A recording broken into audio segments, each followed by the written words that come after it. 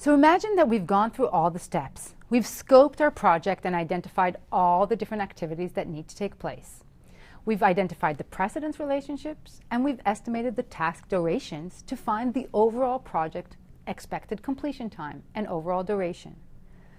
But now you realize that it's way too long. You don't have 12 weeks available to you. You need to shorten your project. You need to meet a deadline. What can you do? Well, luckily, the tools and the steps that we've taken so far will be critical and will help us in identifying ways to shorten our project duration. And we're going to start by those tasks that we identified as part of the critical path. The critical path is the only way to focus our attention and to shorten our project duration. We start by identifying those tasks on the critical path that are candidate to shortening or to crashing. We look and we think about what do we need to spend in order to reduce their duration. Do we need to include additional resources? Do we need to spend more money?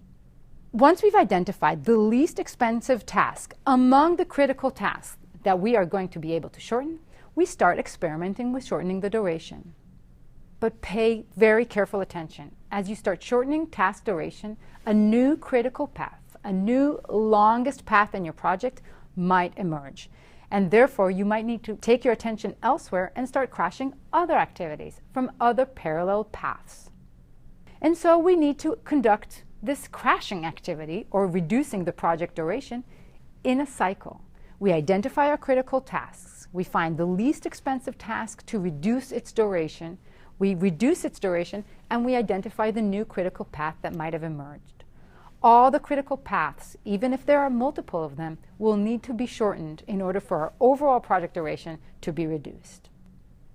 In the process of doing this, what's going to happen? Well, a few things. Overall, our critical path within our project is going to be shorter. It might change. We might introduce a new critical path and a new set of critical activities. And more of them, a higher proportion of our project, will be on the critical path. And therefore, there will be less slack overall in our project, and we might actually be opening the door to a little bit more risk. But if we need to meet that external deadline, we might be willing to take upon ourselves that risk, reduce the slack in our project, have more activities shorten and tighter in their duration in order to meet the overall deliverable date. If it's not possible to invest additional resources in order to reduce some of our critical tasks, another alternative is to go back to our scope. Reflect on what is necessary and look at our work breakdown structure. Can we eliminate some unnecessary tasks? Can we reduce the functionality of our product and perhaps postpone some functionality to a later version or to a later phase?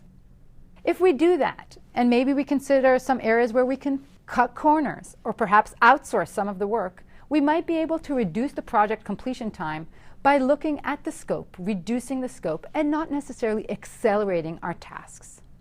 Depending on our trade-offs among our objectives, if we're limited by this, if we're constrained by our scope, constrained by our time, or by cost, we can choose how to investigate reducing the overall project duration.